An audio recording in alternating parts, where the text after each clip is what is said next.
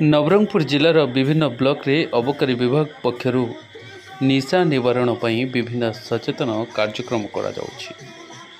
विभाग तरफरु विभिन्न ब्लॉक रे जनगहली स्थान गुड़िक पथप्रांत नाटक करी लोकंकु निशा सेवन करने को सचेतन करा जाउछि।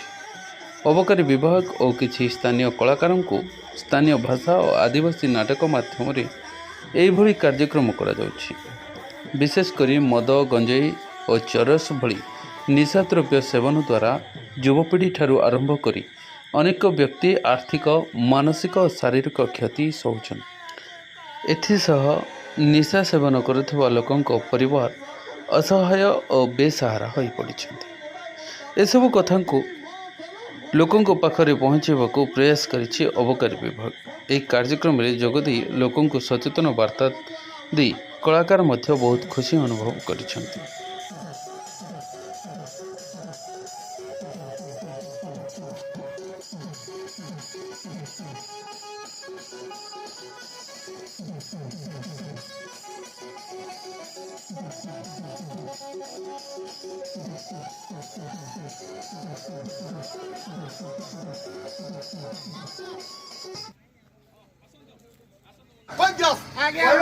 देखो निशा मुक्त समाज गठन निशा माने कौन निशा मद गंजाई देशी मद सलप खजुरी पेंडम और हप्पीम गंजाई और जोटा कि आमे निशा हो बनी इंजेक्शन देउछंती से सब बंद कर। एटा असुविधा गोटे मरवा कारण नहीं बाबू, गोटे एक्सीडेंट कारण नहीं। मद पीले चोरी करबा इच्छा लागो, मद पीले देह नष्ट हबो, मद पीले नाना रकम रोग हम, मद पीले जानबाहन एक्सीडेंट हम, मद पीले पैसा खर्च हम, मद पीले जदि गोटे सरकार पुओ कि गोटे ऑफिसर पुओ से मद पीले सुन मद खाइले कलेक्टर पिला किसी ना को आसने नहीं कहवा पड़ो से सचेतना।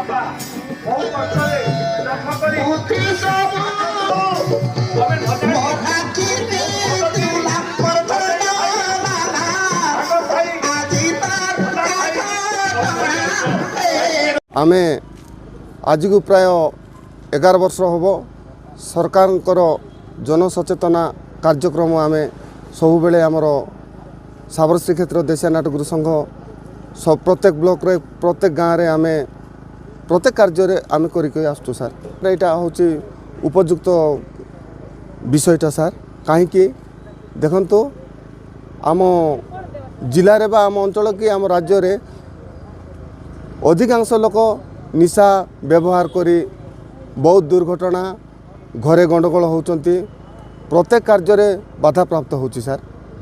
तेणु आमको जो प्रोग्राम माध्यम आमे लोकंकु सचेतन करने आमको भी आग्रह बढ़ुची।